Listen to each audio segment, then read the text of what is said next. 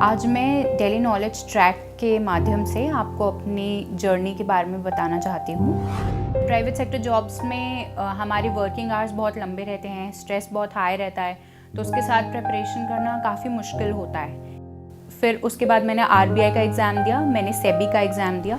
दोनों में मैं इंटरव्यू लेवल तक पहुँची, उससे मेरा कॉन्फिडेंस बहुत बढ़ा, पर एंड स्टेज में कुछ ही मार्क्स से मेरा दोनों में सिलेक्शन रह गया। फिर मैंने UPSC की प्रीलिम्स की तैयारी शुरू की दोबारा से, एंड ऑफिस के साथ साथ मैं ज़्यादा नहीं पढ़ पाती थी। ऑफिस से आके कम्यूट टाइम में न्यूज़पेपर करती थी, लंच टाइम में करंट अफेयर्स पढ़ लेती थी, एंड ऑफिस के साथ घर आके 2-3 घंटे पढ़ने की कोशिश करती थी। मैं लाइब्रेरी जाती थी, मैंने लाइब्रेरी में वापस से एनरोल कर लिया था कि सुबह चले जाऊँगी, शाम को आऊँगी, पर लाइब्रेरी में मुझे काफ़ी लेज़ी सा फील होने लग गया, एंड मैं जल्दी आ जाती थी घर क्योंकि मुझे नींद आती रहती थी लाइब्रेरी में। मुझे समझ नहीं आ रहा था क्या हो रहा है मेरे साथ। फिर अगस्त मिड में 20 अगस्त के अराउंड मैंने घर आके फिर अपना चेकअप कराया कि ऐसा क्यों लग रहा है। मैं सोच रही थी कि मैं लेज़ी हो रही हूँ तो मैं वापस ऑफिस ज्वाइन कर लेती हूँ अगर मेंस की तैयारी नहीं हो रही है तो। फिर जब मैंने चेकअप कराया तो पता चला कि मैं एक्सपेक्ट कर रही हूँ, एंड मैं ऑलरेडी 1 मंथ प्रेग्नेंट थी।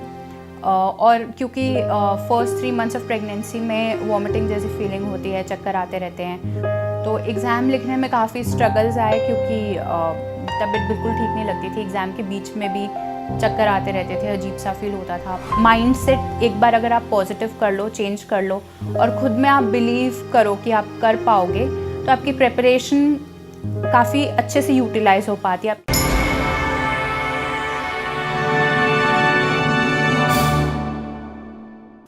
हेलो एवरीवन, मेरा नाम पद्मिनी नारायण सहरावत है, एंड इस साल UPSC सिविल सर्विसेज एग्जामिनेशन 2019 में मेरी 152 रैंक आई है।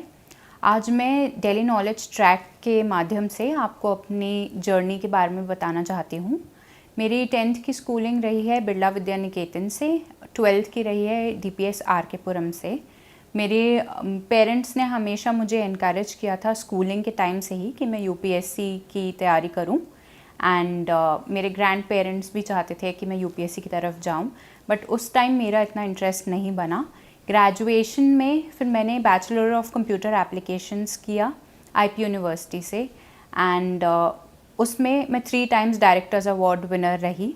तो तब भी मुझे लोगों ने बोला कि आप UPSC को भी एक करियर ऑप्शन की तरह देखो, बट मैं इंक्लाइंड थी बिजनेस एडमिनिस्ट्रेशन की तरफ। तो फिर मैंने अपना पोस्ट ग्रेजुएशन MDI गुड़गांव से किया, एंड मेरी स्पेशलाइजेशन थी फाइनेंस एंड स्ट्रैटेजी में। MDI गुड़गांव में भी मैं अपने बैच में टॉप 20 में रही थी, एंड वहाँ पे मेरी प्लेसमेंट हुई समर इंटर्नशिप की गोल्डमैन सैक्स में। गोल्डमैन सैक्स में मैंने काम किया तो वहाँ पे मुझे प्री प्लेसमेंट ऑफ़र मिल गया, एंड फिर मैंने जाके बैंगलोर में as an investment research analyst, business analyst join किया गोल्डमैन सैक्स में। गोल्डमैन सैक्स में काफ़ी चीज़ें सीखने को मिली, financial analysis and onshore team के साथ काम करना, मल्टीकल्चरल टीम्स के साथ काम करना। बहुत अच्छी जर्नी रही, पर मुझे इतनी सेटिस्फैक्शन नहीं हुई क्योंकि एक बहुत नीश एरिया था, डाइवर्सिटी इतनी थी नहीं। फिर उसके बाद मैंने और बाकी जगह ऑप्शंस देखे कि फ़ाइनेंस फील्ड में मैं और क्या कर सकती हूँ।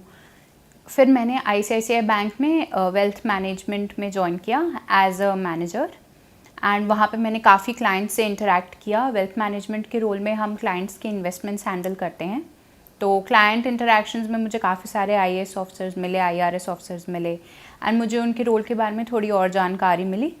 तो फिर उसके बाद मैंने धीरे धीरे सोचना शुरू किया कि मुझे UPSC की तैयारी करनी चाहिए। इसी बीच में मेरी शादी हो गई, एंड शादी के बाद मेरे इन-लॉज़ ने, स्पेशली मेरे हस्बैंड ने मुझे इनकरेज किया कि मैं UPSC को एक करियर ऑप्शन की तरह देखूं। एंड प्राइवेट सेक्टर जॉब्स में हमारी वर्किंग आवर्स बहुत लंबे रहते हैं, स्ट्रेस बहुत हाई रहता है, तो उसके साथ प्रिपरेशन करना काफ़ी मुश्किल होता है। इवन दो वहाँ पे एक्सपोजर बहुत अच्छा मिलता है, सीखने को बहुत कुछ है, पर आप साथ में प्रिपरेशन नहीं कर सकते। आपकी कोई हॉलीडेज़ इतनी अच्छी होती नहीं है जिसमें आप डेडिकेटेड टाइम देके पढ़ाई कर सकें। तो मैंने वो 2017 में शादी के 1.5-2 साल बाद वो जॉब छोड़ी थी, एंड फिर मैंने 2017 में प्रीलिम्स दिया 1 महीना पढ़ के। एंड यूपीएससी के अराउंड इतना हाइप होता है कि 1 महीना पढ़ के नहीं हो सकता है, एंड आपको इतने क्वेश्चन प्रीलिम्स में 85 क्वेश्चंस तो अटेम्प्ट करने ही हैं। तो इस हाइप के कारण मेरा ग्रॉस स्कोर तो काफ़ी था, पर मैंने ज़बरदस्ती एक्स्ट्रा क्वेश्चंस अटेम्प्ट किए, जिसकी वजह से नेगेटिव मार्किंग हुई एंड मेरा नेट स्कोर कम रह गया प्रीलिम्स में। फिर मैंने बैकअप जॉब के लिए, क्योंकि मैं हमेशा से फाइनेंशियली इंडिपेंडेंट रही थी, कॉलेज के टाइम भी मैंने अपनी फ़ीस खुद से अरेंज करके दी थी, ट्यूशन्स पढ़ाती थी मैं। तो मुझे ये था कि मैं फ़ाइनेंशियल इंडिपेंडेंस अपनी सेम रखूं, एंड इसके लिए मैंने एसएससी सीजीएल की एग्ज़ाम दिया एंड मेरा वहाँ से अपॉइंटमेंट हो गया मिनिस्ट्री ऑफ टूरिज़्म में, दिल्ली में ही। फिर मैंने मिनिस्ट्री ऑफ टूरिज़्म ज्वाइन किया 2018 में, एंड तब तक मैंने अपनी पढ़ाई कंटिन्यू की घर से। मैंने अपने ऑप्शनल की कोचिंग ली रैंकर्स क्लासेस से, एंड अपना ऑप्शनल मैंने चेंज करके, क्योंकि मैंने एमबीए किया था तो पहले मैनेजमेंट लिया था, पर मैनेजमेंट क्योंकि इतना स्कोरिंग नहीं होता है, लास्ट 10 इयर्स में काफ़ी कम रैंकर्स दिखे मुझे मैनेजमेंट ऑप्शनल के, तो मैंने कॉमर्स एंड अकाउंटेंसी में चेंज कर दिया। फिर मिनिस्ट्री ज्वाइन करने के बाद मैंने आरबीआई की एग्ज़ाम दी, क्योंकि यूपीएससी में सफलता नहीं मिली थी मुझे 2018 में भी प्रीलिम्स देने के टाइम। फिर उसके बाद मैंने आरबीआई का एग्ज़ाम दिया, मैंने सेबी का एग्ज़ाम दिया। दोनों में मैं इंटरव्यू लेवल तक पहुंची, उससे मेरा कॉन्फिडेंस बहुत बढ़ा, पर एंड स्टेज में कुछ ही मार्क्स से मेरा दोनों में सिलेक्शन रह गया। तो जब मेरा सिलेक्शन रह गया 2019 में मार्च में इन दोनों का रिज़ल्ट आ गया था, एंड फिर 2-3 महीने थे प्रीलिम्स की पढ़ाई करने के लिए। तो मैंने दोबारा से सोचा कि जब मैं इस लेवल पे पहुंच गई हूँ तो मैं एक और बार यूपीएससी की तैयारी करके देखती हूँ, कोशिश करती हूँ, क्योंकि इन द एंड सपना तो वही था कि यूपीएससी क्लियर कर पाऊँ। फिर मैंने यूपीएससी की प्रीलिम्स की तैयारी शुरू की दोबारा से, एंड ऑफिस के साथ साथ मैं ज़्यादा नहीं पढ़ पाती थी। ऑफिस से आके कम्यूट टाइम में न्यूज़पेपर करती थी, लंच टाइम में करंट अफेयर्स पढ़ लेती थी, एंड ऑफिस के साथ घर आके 2-3 घंटे पढ़ने की कोशिश करती थी। वीकेंड्स पे मैं सुबह उठ के नियम से लाइब्रेरी चले जाती थी, ताकि वो वीकेंड्स एफिशिएंटली यूटिलाइज हो जाएं, ऐसा ना हो कि वीकेंड पूरा वेस्ट हो गया है। फिर उस टाइम इलेक्शंस का भी काम चल रहा था ऑफिस में, तो काफ़ी कुछ था। एंड देन मैंने प्रीलिम्स के कुछ दिन पहले छुट्टी ली, एंड मैंने प्रॉपरली 1-1.5 महीना पढ़ा होगा प्रीलिम्स के लिए लास्ट ईयर। पर इस बार मैंने अपनी स्ट्रैटेजी अपने हिसाब से बनाई, बहुत ही लिमिटेड बुक्स यूज़ की, यूपीएससी के क्वेश्चन पेपर को बाइबल की तरह यूज़ किया, एंड उसकी एनालिसिस की अच्छे से गूगल करके, स्टैंडर्ड बुक्स में देख के कि कहाँ से यूपीएससी किस तरह के क्वेश्चन पूछ रहा है। एंड ये स्ट्रैटेजी मेरी काम आई, एंड प्रीलिम्स के दिन जब मैं प्रीलिम्स देने जा रही थी उससे 1 दिन पहले फिर से, क्योंकि 2 बार मेरा प्रीलिम्स क्लियर नहीं हुआ था, एंड अब तक कोई ऐसा एग्ज़ाम नहीं था जो मैंने एक बारी में दिया हो एंड नहीं हुआ हो, चाहे वो कैट हो, चाहे मैट हो, जैट हो, कोई भी एग्ज़ाम ऐसा नहीं था। तो मुझे थोड़ी डिसअपॉइंटमेंट थी यूपीएससी में असफलता हासिल होने पे, एंड 1 दिन पहले मैं काफ़ी नेगेटिव थी कि पता नहीं कैसे होगा, एंड मैंने सोचा कि इस बार तुम करना ही है, बस पॉजिटिव सोच के अपना बेस्ट दे के आऊँगी, बाकी कुछ नहीं। फिर एग्ज़ाम के टाइम भी एग्ज़ाम में 1.5 घंटे बाद मेरे सिर्फ कुछ 50-51 क्वेश्चंस अटेम्प्ट हुए थे। तो मैंने उस टाइम भी मुझे लगा कि नहीं, शायद इस बार फिर से नहीं होने वाला है। तो लेकिन क्योंकि मैंने 1 दिन पहले खुद को प्रॉमिस किया था कि मैं पॉजिटिव सोच के दे के आऊँगी, तो उस टाइम मैंने फिर से खुद को रिकलेक्ट किया, एंड दोबारा से मैंने फ्रेश माइंड से बाकी हाफ एन आवर में अपने बाकी क्वेश्चंस अटेम्प्ट किए। एग्ज़ाम के बाहर आने के बाद मैंने कुछ नहीं सोचा इस बारे में कि होगा नहीं होगा। मैं थोड़ी देर के लिए घूम के आए, रात को जब मैंने आंसर की मिलाई तो मेरे प्रीलिम्स काफ़ी अच्छे मार्जिन से क्लियर हो रहा था। तो इसमें मुझे ये डिफरेंस लगा कि माइंड सेट एक बार अगर आप पॉजिटिव कर लो, चेंज कर लो, और ख़ुद में आप बिलीव करो कि आप कर पाओगे, तो आपकी प्रिपरेशन काफ़ी अच्छे से यूटिलाइज़ हो पाती है। आपके ब्रेन को एक सिग्नल मिलता है कि आपको आंसर्स याद आएंगे और आप अच्छे से रिकॉल कर पाओगे। प्रीलिम्स के अगले दिन ही मैंने जाके ऑफिस ज्वाइन कर लिया, एंड मुझे पता था कि मेरा हो जाएगा, पर ऑफिस में काम काफ़ी था, तो वो भी मुझे करना था। एंड जुलाई 12 को शायद प्रीलिम्स का रिज़ल्ट आया था लास्ट ईयर, एंड उसके बाद मैंने दोबारा से ऑफिस में छुट्टी के लिए अप्लाई किया जब मेरा फॉर्मली आ गया कि हाँ जी प्रीलिम्स क्लियर्ड है। फिर मैं लाइब्रेरी जाती थी, मैंने लाइब्रेरी में वापस से एनरोल कर लिया था कि सुबह चली जाऊंगी, शाम को आऊँगी। पर लाइब्रेरी में मुझे काफ़ी लेज़ी सा फील होने लग गया एंड मैं जल्दी आ जाती थी घर क्योंकि मुझे नींद आती रहती थी लाइब्रेरी में। मुझे समझ नहीं आ रहा था क्या हो रहा है मेरे साथ। फिर अगस्त मिड में 20 अगस्त के अराउंड मैंने घर आके फिर अपना चेकअप कराया कि ऐसा क्यों लग रहा है। मैं सोच रही थी कि मैं लेज़ी हो रही हूँ तो मैं वापस ऑफिस ज्वाइन कर लेती हूँ अगर मेंस की तैयारी नहीं हो रही है तो।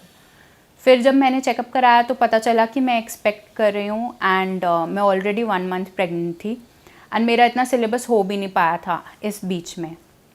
तो मैंने अगस्त मिड से अपनी तैयारी दोबारा से शुरू की एंड मेरे हस्बैंड ने मुझे इनकरेज किया, मेरे इन लॉज़ ने मुझे बहुत सपोर्ट किया।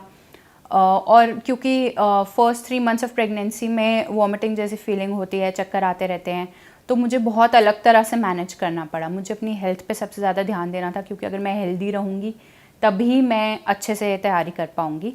तो सबसे पहले मैंने अपनी हेल्थ पे फोकस किया, डाइट अपनी चेंज की एंड जब मुझे थका सा फील होता था तो मैं रेस्ट कर लेती थी। एंड जब कभी लगता था कि आँखों में दर्द हो रहा है तो मेरे हस्बैंड मुझे पढ़ के सुनाते थे। मेरे देवर ने बहुत सपोर्ट किया, उसने मुझे बहुत इनकरेज किया इस टाइम पे। मेरी मदर इन लॉ ने बहुत ध्यान रखा मेरी हेल्थ का। तो ये सारी चीज़ें इस सपोर्ट के कारण मैंने सोचा कि मैं मेंस आगे दे पाऊँगी। मैंने और मेहनत की एंड सितंबर 28 के अराउंड मेंस था। तो मेरा फर्स्ट टेस्ट सीरीज़ जो मैंने लिखा वो था बिगनिंग ऑफ सितंबर में, फर्स्ट वीक में। मैंने इंडिया भाई कंप्लीट मेंटरशिप प्रोग्राम ज्वाइन किया था मेंस के लिए। उसमें मैंने फिर अपना पहला टेस्ट लिखा एंड सर ने भी यही कहा कि आप काफ़ी लेट हो टेस्ट लिखने में, पर मैंने हिम्मत नहीं हारी। मैंने बाकी लोगों की कॉपीज़ देखी एंड उससे अपने स्ट्रैटेजी डिसाइड करके मॉक टेस्ट देने शुरू किए। तो मेनली मेरी मेंस की पढ़ाई वही सितंबर में जो 20-25 दिन थे उसी में रही है। एंड मैं सेंटर पे जाती थी और गाड़ी में थोड़ी तबीयत ठीक नहीं लगती थी तो सेंटर पे जाके 1 घंटा मैं सो जाती थी एग्ज़ाम देने के पहले। फिर हल्का फुल्का कुछ खा के बिस्किट साथ में ले जाती थी ताकि एनर्जी बरकरार रहे एंड मैं अच्छे से अपना एग्ज़ाम पूरा लिख पाऊँ। तो एग्ज़ाम लिखने में काफ़ी स्ट्रगल्स आए क्योंकि तबीयत बिल्कुल ठीक नहीं लगती थी। एग्ज़ाम के बीच में भी चक्कर आते रहते थे, अजीब सा फील होता था, पर मैंने जितना मुझे आता था वो अच्छे से पूरा अपना बेस्ट देने की कोशिश की एंड एग्ज़ाम टाइम में मैंने खुद को काफ़ी पुश किया। फिर जब एग्ज़ाम हो गया तो मैंने दोबारा से जाके अपनी जॉब ज्वाइन कर ली एंड इंटरव्यू की तैयारी मैंने जॉब के साथ ही जारी रखी।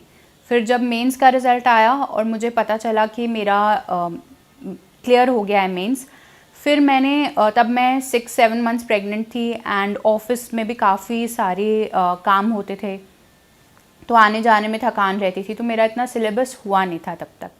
फिर मैंने ऑफिस वालों से भी थोड़ी बहुत सपोर्ट लिया कि कैसे आगे करना चाहिए एंड इंटरव्यू की तैयारी फिर मैंने तब से शुरू की जब मेंस का रिज़ल्ट आ गया था उसके बाद से। एंड मैं इंटरव्यू देने जब गई थी तो तब मेरे हस्बैंड की तबीयत भी ठीक नहीं थी तो मैं अकेले ही गई थी उस दिन इंटरव्यू देने के लिए। एंड इंटरव्यू के टाइम मैंने सिर्फ ये सोचा कि अब जब यहाँ पहुँच गए हैं तो अपना बेस्ट देना चाहिए। तो इंटरव्यू में जाके भी मैंने शांति से अपने आप को एकदम काम एंड कंपोस्ट करके फिर अपना बेस्ट दे के आई एंड फिर मैं खुश थी कि मैंने अपनी तरफ से अपना कर दिया है एंड उसके बाद रिज़ल्ट देखते हैं क्या होगा। फिर इंटरव्यू के 2-3 महीने बाद मेरी बेटी पैदा हुई, Kiara.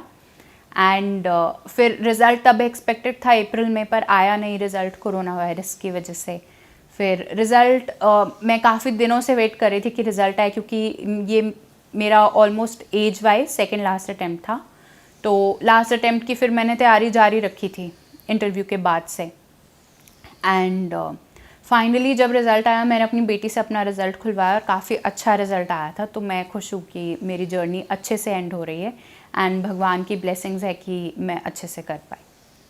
Since I was married, pregnant and also working at the time of my preparation of UPSC exam 2019, I would like to share a few tips which were helpful for me. The first and foremost thing that I'd like to say is that please don't take your marriage or pregnancy as a barrier in your preparation. Please take it as a strong support system. My husband helped me emotionally as well as in my studies. He helped me arrange my strategy, my schedule, and also gave a lot of inputs in answer writing and everything else while he was not preparing himself. Also, my mother-in-law helped a lot in supporting me while I was preparing. She helped me follow a healthy diet and focus on my exercise and everything. She used to remind me all the time. My father-in-law also inspired me. So such support, such strong support from my parents and inspiration from my mother also helped a lot in this journey. So please don't alienate yourself from your family, and talk to them when you're feeling down or when you're feeling low. For pregnant ladies, it is very important that you keep a very calm and peaceful state of mind. Be positive, be happy, because you also have to take care of the child inside you. And follow a relaxed timetable. Whenever you are able to study, study with full focus and determination. You can try Pomodoro technique, 25 minute study sessions. If you are not able to study, if you are not feeling well, please take some rest and take breaks between your study sessions. That will help you a lot. And at no point should you feel that you are at any disadvantage. In fact, in the limited time you have, you will have more focus, and you can always give your best in the time that you have. The quality matters more than the number of hours that you put in, as you are being more effective and efficient in your preparation. For people who are working, you will have to arrange your schedule in such a way that UPSC preparation is at the core of your day. And for example, you can study before going to office in the morning for 2-3 hours, or maybe if you feel like, you can come back and study for 2-3 hours. Consistency is a must. You can use your commute time for studying the newspaper, and your lunch time for doing the current affairs of the day maybe. And also finish off the newspaper while you are in office by being efficient in your work. Try to be anti-social a little bit, because your social life is already getting fulfilled in office. So you won't have much time for friend gatherings and outings otherwise. Utilize your weekends by going to the library in the morning, set a schedule and focus on finishing targeted topics for the day and for the week properly.